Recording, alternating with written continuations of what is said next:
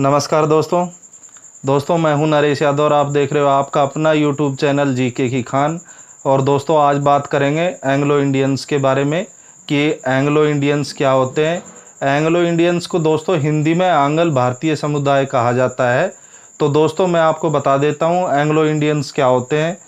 दोस्तों 15 अगस्त 1947 को जैसे ही हमारा देश आज़ाद हुआ तो उसी टाइम कुछ अंग्रेज़ भारत में रह गए थे और उन्हीं की जिस अंग्रेज़ ने भारत में या तो शादी की थी या उसके गैर तरीके से कोई संतान पैदा हुई थी, तो उस तरह के संतान को या जिन्होंने शादी की थी वो रह रहे हैं यहाँ पे, तो उसको एंग्लो इंडियंस के नाम से जाना जाता है, यानी आंग्ल भारतीय समुदाय के नाम से जाना जाता है।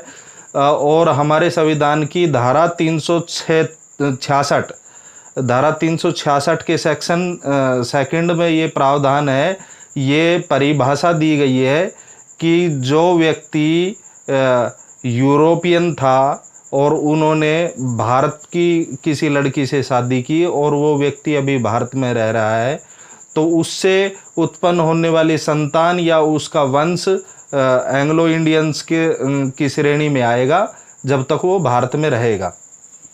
तो ये दोस्तों एक इसकी परिभाषा थी कि यानी पितृपक्ष होना चाहिए यूरोपियन, खासकर ब्रिटिश देश से यानी ब्रिटेन से पितृपक्ष, और मातृपक्ष होना चाहिए अपने हिंदुस्तान से, और उससे जो प्राप्त संतानें होगी जो भारत में रहेगी वो एंग्लो इंडियंस कहलाएगी। और दोस्तों उस टाइम पे जब भारत देश आज़ाद हुआ उस टाइम पे इनकी जनसंख्या थी 30,000 के तकरीबन।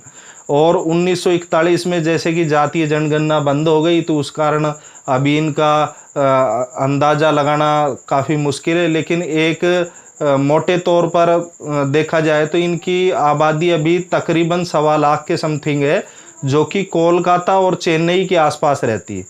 और दोस्तों मैं आपको बता दूं कि इनके कुछ प्रावधान थे, इनके लिए कुछ आरक्षण के प्रावधान थे लोकसभा और राज्य की विधानसभा में, जो कि अभी कुछ दिन पहले समाप्त हो गए हैं, लेकिन मैं उन प्रावधानों को भी आपको बता देता हूं कि इनके लिए क्या आरक्षण के प्रावधान थे। दोस्तों धारा 331 के तहत लोकसभा में एंग्लो इंडियन समुदाय से 2 व्यक्ति राष्ट्रपति मनोनीत करता था, जो कि मनोनीत करता था, न कि वो चुन के आते थे। और दोस्तों राज्य की विधानसभाओं में जो राज्यपाल होता था वो कुछ सदस्यों को मनोनीत करता था, तो वो धारा 300 के तहत मनोनीत करता था। और दोस्तों जैसे ही 2020 का ये 104वां संविधान संशोधन आया तो उसमें इस तरह के प्रावधानों को ख़त्म कर दिया गया है, और अब इनको कोई मनोनीत मतलब ना लोकसभा में ना राज्य की विधानसभा में मनोनीत किया जाता है। और दोस्तों इसके साथ ही मैं आपको बता देता हूं एंग्लो इंडियंस में, जैसे कि आप जान सकते हो जो क्रिकेट में स्टुअर्ट बिन्नी है, और जो मंसूरी में रहने वाले लेखक रस्किन बॉन्ड है, अभिनेत्री लारा दत्ता है, और तृणमूल कांग्रेस के नेता है जो डेरेक ओब्राइन, ये कुछ उदाहरण है एंग्लो इंडियन समुदाय के। तो दोस्तों मुझे लगता है आपको ये वीडियो काफ़ी पसंद आया होगा। यदि आपको ये मेरा वीडियो पसंद आया हो तो प्लीज़ चैनल को सब्सक्राइब कर लीजिएगा और अपने दोस्तों के पास, अपने फ्रेंड्स के पास शेयर कीजिएगा। तो जय हिंद।